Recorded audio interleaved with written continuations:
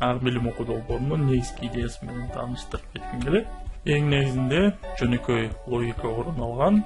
Биринчи кезекте эмне билем, экинчиден эмнени билүүгө керек, ал билимди кайдан тапса болот, аны билип туруп кайсы эрежелерди эсте тутулаш керек жана эң соңкусунда сөзсүз тажрыйбага ашыруу. Тамакты жегенди жакшы көрөм, бирок тилекке каршы аны даамдуу жасаганы эмнегедир үйрөнүп алыптырмын. Эми гүлчүтай тамагын даярдоо негизинен карап көрсөк, демек мен билгеним боюнча камыр менен эттен жасалат.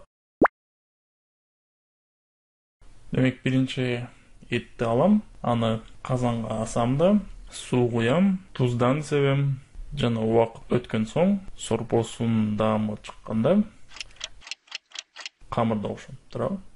Жана бир аз убакыт өткөн соң буюрса тамагыбыз даяр болуп, чыныйларга коюлуп, жалпы чоң табакка тартылып.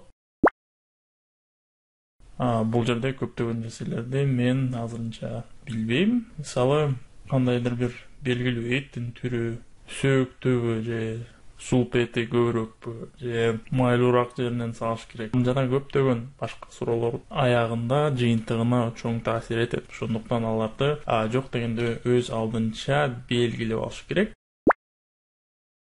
Аларды повардан болобу же кулинардык китептен болобу үчүнчү кадамыбызда ушул маалымат булактарын белгилеп алат экенбиз. Жана ушул маалымат булактарын колдонуп, эрежелерди тизмек катары белгилеп алат. Мисалы, тамакка тиешелүү бул кандайдыр бир рецептер болот.